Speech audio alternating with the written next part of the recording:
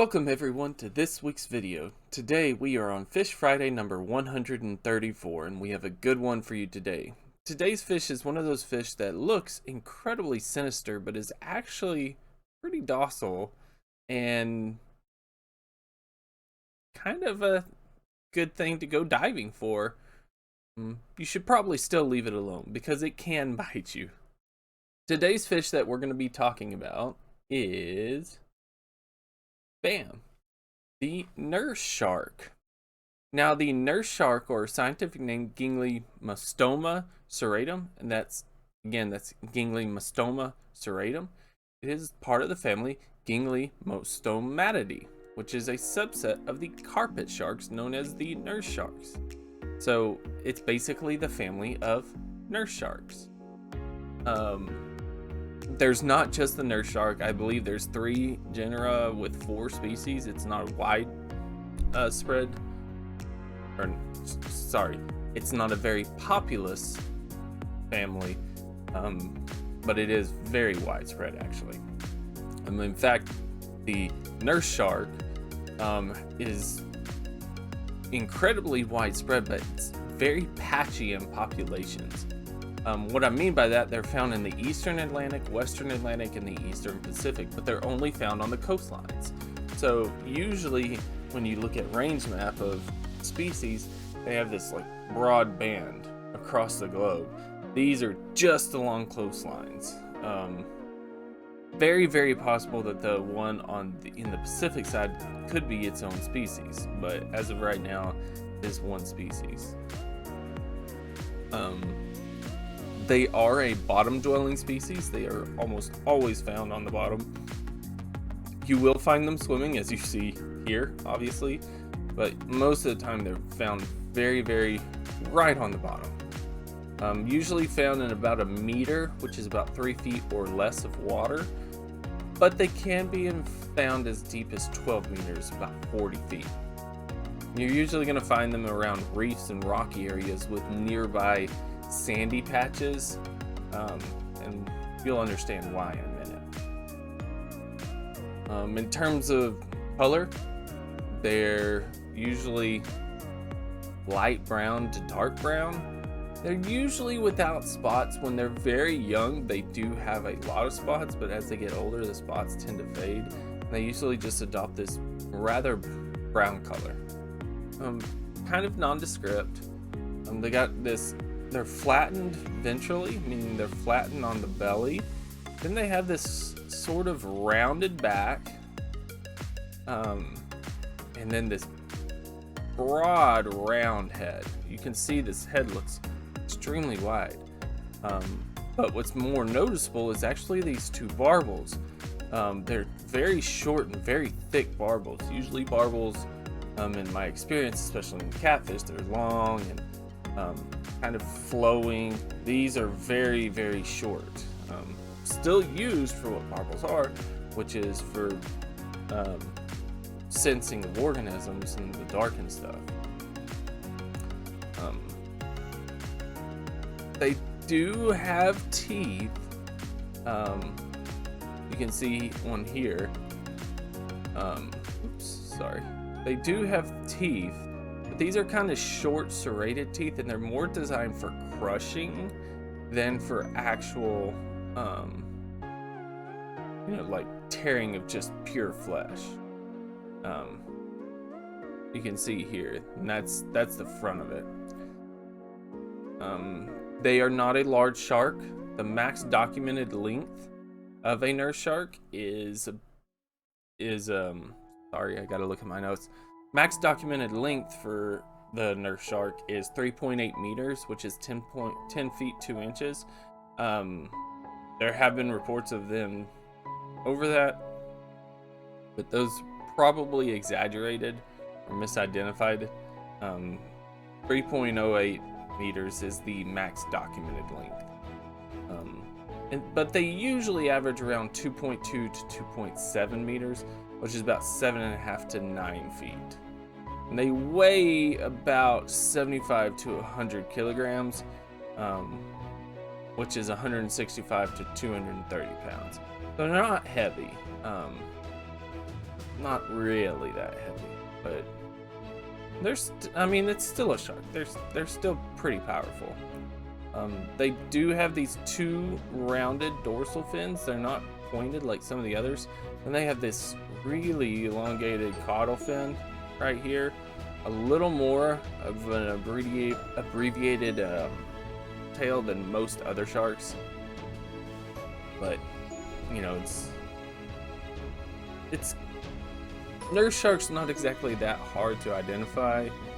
It's this wide head with these barbels on the bottom. It's pretty well, it's pretty distinctive, I guess I should say.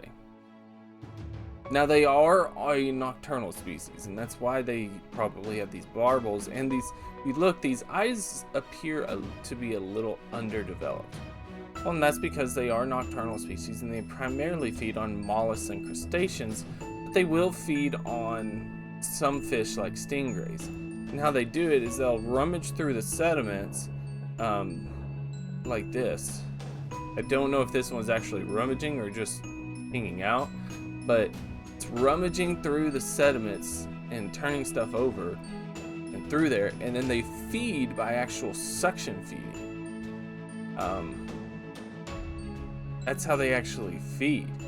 Nurse sharks, they will stay on the bottom with their bodies supported by their fins. Some people say, I think it's an old wives' tale, but some people say that the nurse shark lays there supported by their fins, their pectoral fins, so these fins right here, and crustaceans will go underneath them because they think it's shelter, and then they ambush it. I think that's an old wives' tale. I think that's a little over exaggerated, but they do spend a lot of time on the bottom, and they'll even use these pectoral fins to move along the side, kind of walking like the I can't remember which fish. We talked about a few fish that will use their pectoral fins to kind of scoot along the bottom or hold themselves up. Now, if you haven't noticed, they do actually have a rather small mouth for their body size. That kind of limits the size of their prey, but they will do what they can to reduce the size in order to swallow. Now, like I said, they're nocturnal, but during the day they go into caves and crevices, and sometimes they'll actually form rather large groups of nurse sharks together. And at night they're almost completely solitary. They spend their time eating and hunting alone, but during the day, which is when they go to sleep and relax, they will actually appear to snuggle with each other. It's really weird. They snuggle and they cuddle, and there's no really other way to put it. And scientists actually believe this is an example of sharks exhibiting social behavior. It's kind of crazy, you know. People think of sharks as mindless killing machines a lot of times, and this shark is actually saying, no, we're gonna, get together and just hang out and cuddle and snuggle. There's a hammerhead in the back. I just noticed that. Yeah, it's really weird. But the nurse shark's actually just a kind of a weird shark in general, because this shark is exceptionally sedentary. We've talked about, I think the last shark we talked about was the mako, the short fin mako, and how fast and how migratory these are. And nurse sharks are like the exact opposite. There was a quote I saw on one of the websites I was doing research on. This is the couch potato of the shark world. And they're right. I mean, they are the couch potato of the shark world, because the nurse shark can actually do something called buccal pumping, meaning they use the muscles of their mouth to pump water out of their gills. They are not like that there's that sort of story that sharks have to move in order to stay alive because they have to force water through their gills. There's actually only a few dozen shark species, I believe, actually have to continually stay moving at all times. Most of them actually exhibit some form of buccal pumping to pump their water over the gills and allowing them to stay sedentary. But the nurse shark shows extreme height sight fidelity, meaning that they stay in the same area.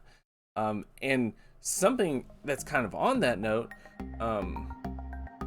they actually exhibit high reproduction site or mating site fidelity as well. And what I mean by site fidelity is mean that they stay in, when you're talking about them without the mating site, they're staying in the same area all the time. When I say mating site fidelity, they will reproduce at the same breeding grounds year after year after year. You can kind of think of like how the salmon do the runs up the river that they were born in. The nurse shark is like the same way. They just go to the same spots year over year, which usually is not that far from their home range. They're, like I said, they are the couch potato of the shark world. It's such a good way to put it.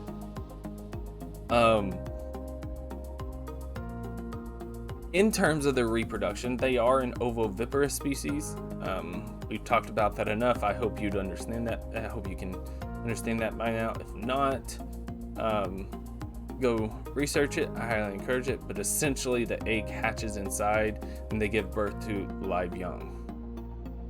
And it's something that is kind of interesting about the nurse shark and their reproduction is they are a biennial species, meaning they reproduce every other year. Sorry. Takes about 18 months, I believe, for a female to be able to produce new eggs ready for fertilization, but I'm not entirely sure on that. But I believe it's around 18 months. Now, they are not widely commercially fished, but they are fished to live, fish a little bit, because it's extremely sluggish and they don't move very fast, and they're very easy to find.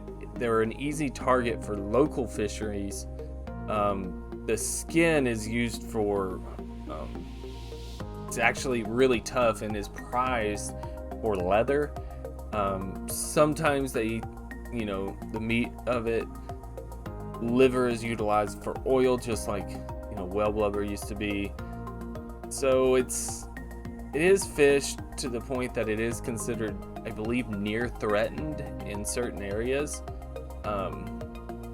because they're so easy to catch.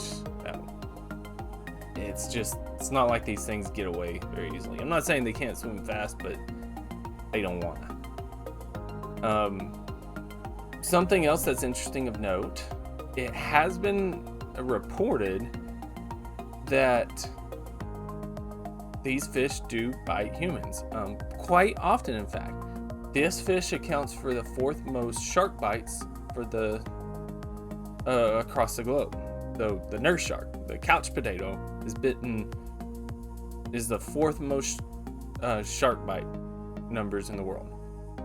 However, you think about it, the reason for that is usually because these are very popular around scuba divers, free divers that are going on vacation and things like that. Because they're so docile and sedentary, divers can get up really close. Well, tourists especially, and I speak as one that's like, if I speak as one, if I went to go diving, I would be a tourist as well. But I do know how tourists act, and tourists, never having experienced that, would very much be like, ooh, I want to pet a shark, because almost no one else has done.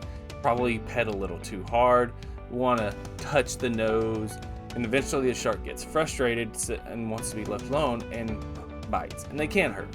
I mean, you think their jaws that are meant for crushing mollusks and crustaceans, doesn't really care about your diving love. But Now, for the interesting fact we're gonna end the video on, which is pretty interesting. Short fact, but is really interesting. Remember, I said that these are suction feeders, or they're actually obligatory suction feeders, meaning they have to suck their food into their mouths. But what's more interesting to note is that the muscles that are responsible for that force, it's actually among the highest recorded of any aquatic vertebrate to date. There is a lot of fish species out there that use suction feeding as a feeding mechanism, and the forces that they generate can be extremely hard. So it was extremely surprising to me that the nurse shark, of all things, was actually among the highest recorded for any aquatic vertebrate species to date. I couldn't really go into and find the actual power behind it, but it's still mind-blowing that it was that powerful. But thank you guys so much again. I really appreciate it. Hope to see you again. If I don't, please be safe. Have a great day. Please leave a like, comment, subscribe if you do. I'd really appreciate it. Hope to see you again. Take care of yourselves. Take care of your loved ones. Please hit the link down below if you'd like to leave a donation. Have a great day, everyone. Take care of yourselves. Take care of your loved ones. And peace.